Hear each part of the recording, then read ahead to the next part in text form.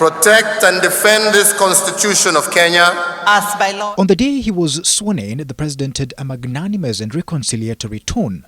Far from the hard-knuckle politics on the campaign trail and attacks against the judiciary which had nullified the August 8th election, the president said he would be a uniting figure, bringing all Kenyans together, those who voted for him and those who did not.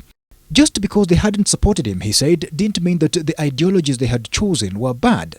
I undertake today to be the custodian of the dreams of all and to be the keeper of the aspirations of those who voted for me and those who did not. I will be president of all.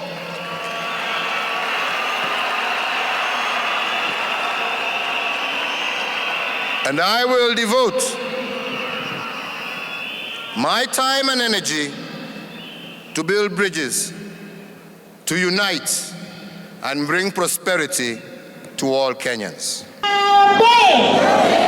He hasn't built many bridges since then, if any.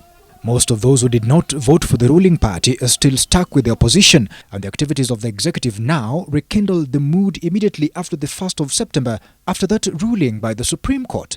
The president and his followers, angered by the decision of the court, said they would not let the matter end there. We shall show you in 60 days that the will of the people cannot be overturned by one or two individuals. Na tutakutana huko. Despite Jubilee's claim that it had won the August 8th election and that the Supreme Court was overturning the will of the people, the court had ruled that the irregularities and illegalities in the election had affected its integrity, and it did not take kindly the attacks from the ruling party. The judiciary is an arm of government equal to the executive and the legislature. If leaders are tired of having a strong and independent judiciary, they should call a referendum and abolish it altogether. Before that happens, the judiciary will continue to discharge its mandate in accordance with the Constitution and the individual oaths of office.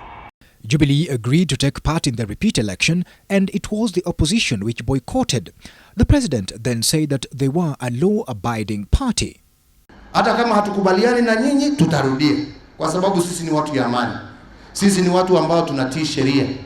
Sisi ni watu ambao believe that Kenya is a country governed by constitutionalism and the rule of law.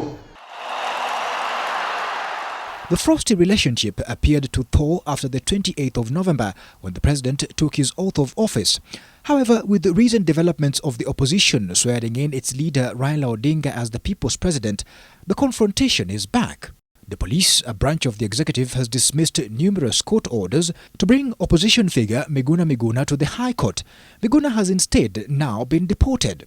The Communications Authority has refused to switch back on Royal Media Services television stations, again despite court orders.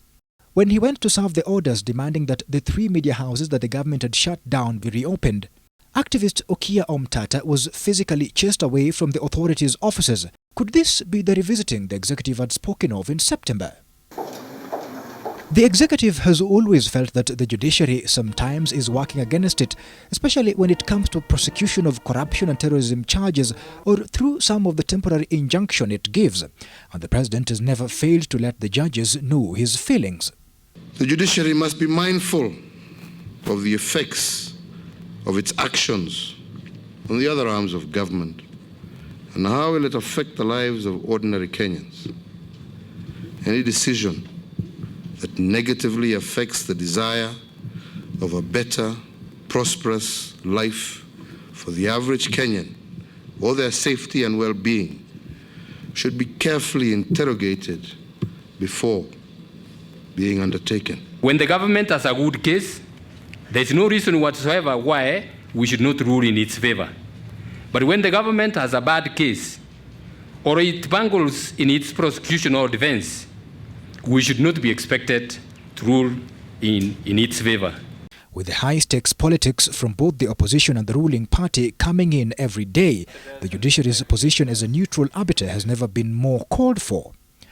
Andrew Ochieng, NTV.